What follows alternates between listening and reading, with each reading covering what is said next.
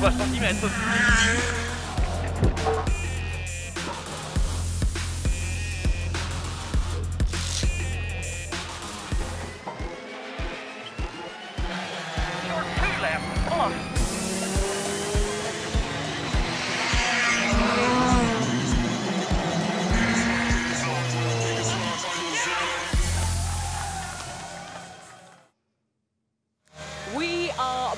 Welcome everyone to a brand new year and a brand new season of the WRC. We're kicking off this morning with Shakedown, and this is your road order as we head in to the first action you will see for 2023. Our new world champions, Kalle Rovanperä and Jone Halttunen, kick off proceedings, followed by Ott Tänak, then Thierry Neuville, Elvin Evans, Taka Katsuta, Seb Ogier, Danny Sordo, and the rest of our drivers. I'm Bex Williams, ready to chat you through Shakedown. Alongside me, legendary co-driver Seb Marshall. Morning, Seb. Good morning, Bex.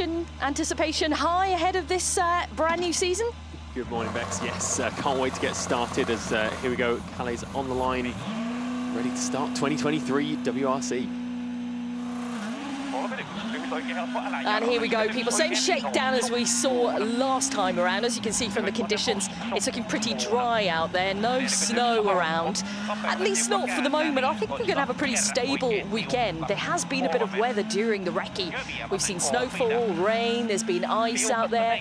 Temperatures are forecast to be pretty low during the weekend, but snowstorms, maybe not, Mr. Marshall. It seems like the tradition of bad weather on the recce persists in Monte-Carlo, and by the time we get to the rally, it's cleared up. But yeah, I mean, like I said, those low temperatures we're expecting maybe in the mountains down to -15 in places. So if there is any moisture around, that'll certainly freeze. And of course, yeah, the thing which I always find so exciting about Monte is the night stages. The temperatures are even lower there. So yeah, it's a scene is set for an intriguing first rally of the year. And the defence of the title begins right here for Kalle and Fiona. Of course, not so long for them to celebrate after they claimed the title last season. And as Kalle said yesterday, he's kind of put that behind him now. Last season was last season. We're into a brand new year, and he has to focus straight away on his objective, which is, of course, defence of that title and helping Toyota to seal a manufacturer's championship again. A long way before any of that is concluded, though. A brand new year, and this is the first rally of the season. Potentially the trickiest, with obviously the unknown weather conditions, and when you're high up into the mountains, you're never quite sure where there could be a bit of black ice, where there could be a bit of moisture. There's always that bit of jeopardy about Monte, which as a spectator, as a fan myself, I love. It's brilliant. There's a bit of trepidation. You can see there that it's been largely dry, just two corners, a little bit of frost on the road. I think most of the cars have gone for the super soft tyre in Shakedown this morning, and yeah, but they will have information from their gravel crews, but still there's a bit of uncertainty. Not quite a brand new team for Ott Tänak. He rejoins M Sport this season. New colours, new car. Of course, he was our championship winner back in 2019. He's hoping for a bit more of that kind of action this season. I think it's exciting times with Ott and Martin heading back to M Sport. Certainly, the fans were elated when that news came out in December. It freshened things up within the teams. We have rally winners within every single team now. That should make for a competitive year. But let's head down to Molly Pettit for the first time this season to catch up with our reigning world champion. Kalle, good morning. How are you feeling about the start of a new season, and what is realistic here in Monte-Carlo this weekend?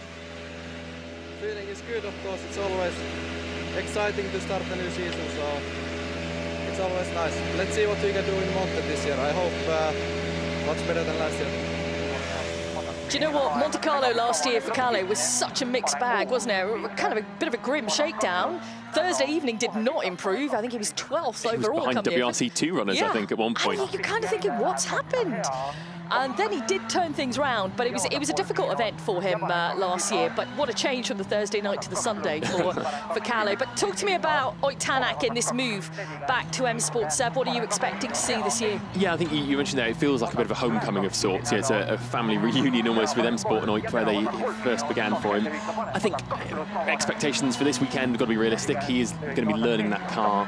He doesn't have to have the setup exactly on point, but still, there will be hesitations, and I think, you know, we shouldn't expect too much from Oit this weekend, but going forward for the season, I'm really excited. I think, you know, that he's going to be a strong title contender. I really do think so. Yeah, he did say about expectations, you know, he still needs to get the feel of that car, as you mentioned. He's competed with a 148.8 to Rovanperä, the 147.7 as we'll watch Thierry Neuville off the line. He's tasted victory, of course, here in Monte-Carlo previously. I asked him last night, you know, what is the secret to getting it right here? Can you ever feel like you've mastered the Monte, even if you're Sébastien Ogier with a myriad of wins under your belt? And he said no. You know, if there is a secret to it, I'm not revealing it to anyone. But it changes every year, Seb. This is an event which does not remain the same. Yes, OK, the route changes, but the conditions change on you, stage to stage. So it's quite difficult. Let's head out and hear the first words from Oit. It's certainly all looking very good, but the most important thing is, how is the car to drive? Are you comfortable? Yeah, we will see. It's a lot to discover for sure. Yeah, last year everybody were in a new car, so this year for us it's not going to be easy start, but let's see. Let's get it started and then we see where we are. I was in the lift at the hotel this morning with Martin Jarve, and he said exactly what Oit is saying. There's so many new things to discover from his side of the car as well. But, you know, when you're changing tyres, things are in different positions in the boot, you're discovering how to fix the car if things go wrong, and it changes from car to car. It does, yeah, and there's only so much you can learn in the pre-event test or at the workshop before the rally. Yeah, there will be things when you're in pressure scenarios that you think, oh, where is that particular tool in the toolkit, or how do you change the damper clicks or adjust the anti-roll bar, and even more benign things, you know, with the hybrid car technology in the cars, the co-drivers have got a lot more buttons and dials to be across, and things, you know, switches in the system that are in different places, in different cars, obviously, and yeah, that will take a bit of time, the muscle memory to refamiliarise yourself. Great time then on the board from Thierry Neuville this morning, 146.5. The time on the board. Huge good morning to you wherever you're watching around the world. Welcome back to the WRC coverage for the 2023 season. Here's a man, Elfyn Evans, that will be happy that the scores are reset to 0, and yeah, everyone is on an even playing field to begin the season. I think one thing that struck me, you know, as we were talking about Calais just earlier, is just how quickly he gained his advantage last year. He had such a strong start to the season, which really is where he made all the gains that he had and just sort of held that gap for the second half. So, yeah, I think that's Calais' strong suit. He will hope to enjoy similar experience this year, but hopefully we can hear from Thierry now. Let's head out then to Molly and catch up with Mr. Neuville.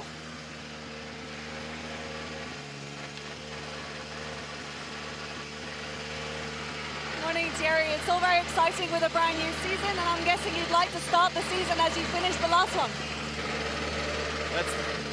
That's the goal, but first of all, happy to be here again and kicking off our new season with same targets as always, so really looking forward to it. I think we can expect more exciting season than it was last year.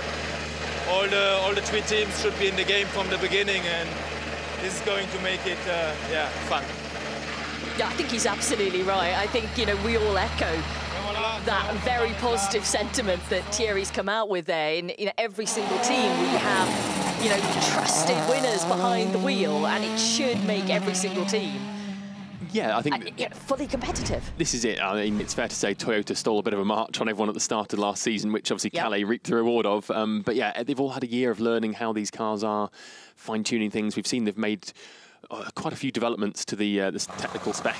You know, they've got these homologation jokers which they can utilise to update certain components and really develop the car. You know, it was a big journey of discovery for all the engineers last year as much as the drivers. Yeah, they have been working frantically in the off-season. It's been quite short, and have brought some new updates to all the cars, I think. Yeah, there are new updates, but as you mentioned, the off-season is so short that there's nothing major that can be achieved in that off-season. But you'll look at the cars and you will see differences aerodynamically. Some of them look a little smaller at the rear, which is unusual for everyone after Christmas, when that's normally the reverse.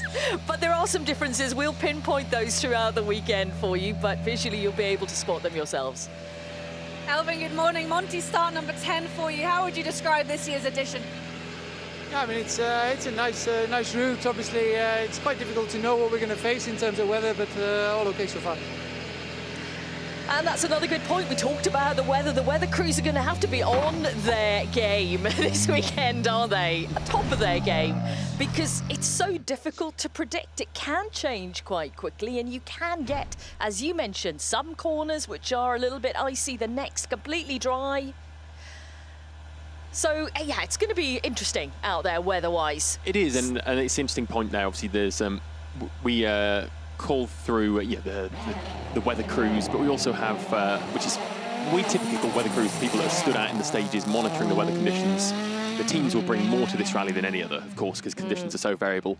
Then the drivers have got their safety crews, which is the driver and co-driver, often former professional drivers themselves that drive in advance of the stage to check the conditions, to see what's where that ice might be, and they'll feed that information back. So there's a lot of information coming into the team and into the driver to assess the conditions. And even when we said earlier on, oh, it's a bit more benign this year, there's always plenty of information from those safety note crews. Whether it's, even if it's not ice, there'll be gravel, there'll be dirt and mud pulled out from some corners. So yeah, there's still a huge amount of variation, let's say, in conditions. Absolutely.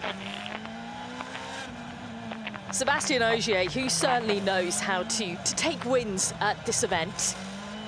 You know, I remember the very first time we saw him on the top step of the podium. Okay, it wasn't within the WRC, it was in the IRC then, but the thrill, I remember the pure excitement from him of actually achieving a Monte-Carlo victory. It's something very special. It's definitely one of the major rallies that the driver, co-driver, wants to tick off. Let's hear from Taka. Morning, Taka. I'm sure it's great to finally get started again. How are you feeling about the weekend?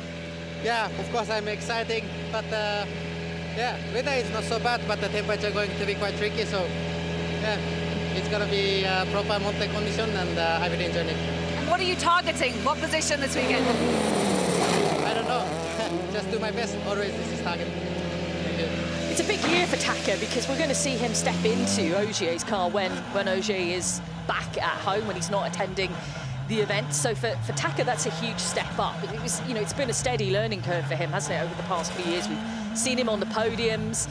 He's really developed well in the last, in that kind of breeding ground that Toyota have allowed him to exist in the sort of the next generation team. And yeah, I think he's, with a couple of podiums last year, he's thoroughly deserving of that chance to step up into the Works team, score points for them on, we expect it to be around half the events this year, don't we? So yeah, I think he's proved that he's capable, and yeah, it's kudos to him for that as Ogier completes the stage 1.3 seconds down on Neville's benchmark. It seems that Thierry is the man in form thus far. Yeah, absolutely. It is Thierry Neuville's time at the top, that 1:46.8 through the first run of Shakedown, as Danny Sordo gets underway. Always surprised me just how short this Shakedown is. Blink and you miss it almost, isn't it? Just over 2:29 is the kilometres. Yes. So yeah, it is very short. Looking forward again to seeing what Danny Sordo could do, because what a run certainly he had last year. When we saw him on events, he was on the podium. Not quite at every one at the end, but wasn't far off, was it? Wasn't far off. Let's head out to Seb. Morning, Seb. Hunting another Monty win this weekend. How big of a challenge do you expect it to be? It's hard to know what to expect here always. That's all about the condition we're going to face. Not so much snow looks like, but still some cold condition, little frost already this morning. So yeah, it's never an easy rally, but I always enjoy to be here. You still feel the same excitement starting a new season? Yeah, it is. I mean, it's still different because we're not really planning the whole season, but for sure the focus for this event is the same. He loves this event. Monte-Carlo Rally is a firm favourite. And we start proceedings tonight. The action is getting underway this evening, and we start with the classic. Of course, we're going to be heading up to the Col de Turini in darkness. The night of the long knives, as it used to be known, with the colder Turini in the dark. It's, yeah, what a fantastic way to kick off the season with the Shakedown's great, but the real, the stage time really counts there. And yeah, I'm certainly excited. I'll be at the end of the second stage tonight, which is, I think, the longest stage of the rally, actually. So it's by no means an easy start to the weekend. 1.1 seconds then off the pace of Thierry Neuville, his teammate at Hyundai. That's Danny Sordo through. New colours, new team. This is going to take some getting used to. His wardrobe is packed full of team kit and overalls from every single team, it seems, that we've had in the WRC in the past few years. Esa-Pekka Lappi now joins Hyundai. And a reminder there that you will be able to watch every single stage along with us this weekend on WRC. Plus, first round of the championship all live. It is going to take some getting used to, isn't it? EP in a brand new steed, new overalls. It's funny, we say he has got a wardrobe full, and yet he always feels like a Toyota driver to me. I think I'll never escape that. But yeah, let's hear from Danny at the end of Shakedown.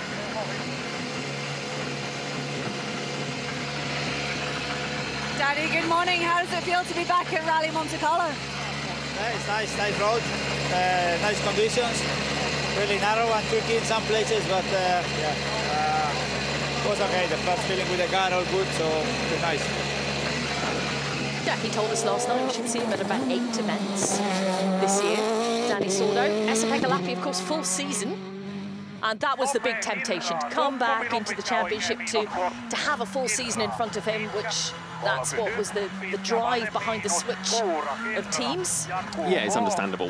Just the familiarity that a full season gives, not kind of rusty coming back to events, or particularly with the limited testing this year. You know, the number of test days the teams are allowed has been reduced, so that on-event experience time in the car is even more crucial in that regard. So yeah, again, like we said with Tanak, it'll take a bit of getting used to for EP. You know, I think he'll have modest expectations for this weekend, but I'm sure he'll want to be on the pace by the time we get to Sweden in a few weeks' time. Much more his hunting ground, you'd say. Again, very much like Oit, when we spoke to them yesterday, he talked about getting used to the car, adapting to the car, like you mentioned. It is going to be very different for EP and for Oit this weekend. Like Oit said, everyone was in brand new cars last year. It was like a level playing field, kind of. But yeah, for the other drivers, they have plenty of experience behind the wheel of their familiar steeds. Fantastic to see Nicolas Gilsoul back within the WRC fold. Co-driver now for Pierre-Louis Loubet. Welcome back to Nicolas. I was about to say a familiar voice, but unfortunately we can't quite hear him at the moment. But we will do at some point later on. Yeah. I think for Pierre-Louis Loubet, you know, a great season ahead. Another who's got a full charge of every event. We'll come back to Pierre-Louis though. Let's head out to EP.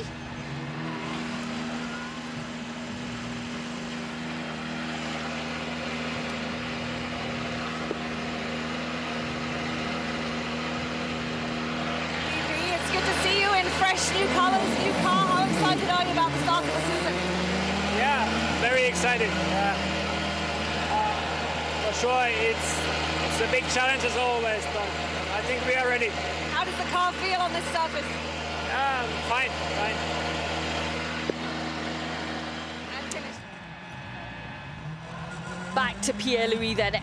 I think a great year last year, because we saw him switch to M Sport into the Puma, and he just had this incredible confidence. He did. And real brilliant flashes of pace. Consistency more than anything, I think, was the key thing. Yeah, definitely. And yeah, he seemed to be cutting out those mistakes that hampered him the year before in the Hyundai, and yeah, he just seemed more at ease. Obviously, he had that fantastic weekend in the Acropolis, you know, leading the rally. His first stage win was really strong, and that's, you know, that's another strong time through the shakedown stage to start things off. Just 1.6 down on Neuville and faster than his new teammate, so he'll be happy with that. I think as well, we spoke about Nicolas returning to the championship, but into this car, it's the first time they've worked together, and that'll be a really calming influence on Pierre-Louis. The amount of experience that Nicolas has got is really significant, and very much a kind of reassuring thing for Pierre-Louis to really push him on and develop further this year.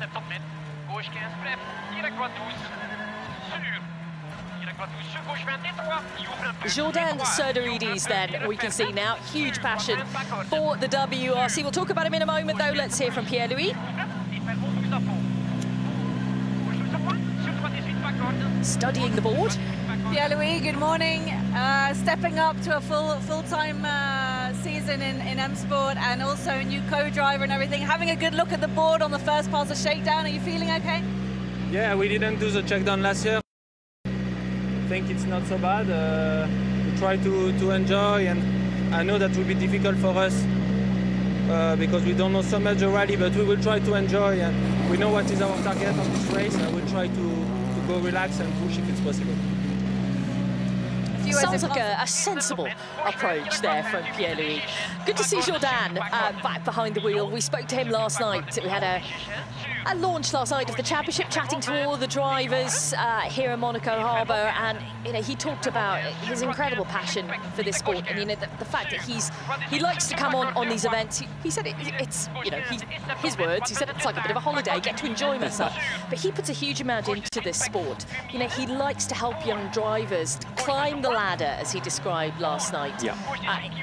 And I think what Jordan does is such an inspiration. There's many drivers out there who can turn around and say, well, I'm here thanks to Mr. Serdaridis. Yeah, definitely. That, it's quite a philanthropic approach to things, isn't it? He's there to enjoy himself as he does driving these fantastic cars, but to support the youngsters that are coming through, it's he doesn't have to do that, and I think that's the real mark of the man. Great respect to him for that, and he's not too concerned with being right at the sharp end. It's all about the enjoyment factor. Yeah, but he wants to improve. He wants to improve from the start of the rally to the end. Oh, naturally, yeah. Everyone's competitive to an extent, and of course, I think he's realistic with where he's at. But yeah, I mean, we see the relationship between himself and Fred McClop, his co-driver, who's doing a great job of coaching him, as you can hear them laughing already, chuckling away at the end of the stage here. So yeah, it's great to see Jordan here, and I believe he's got a slightly expanded program from last year. So yeah, we will see him on more events this year, and we'll hear from him now with Molly.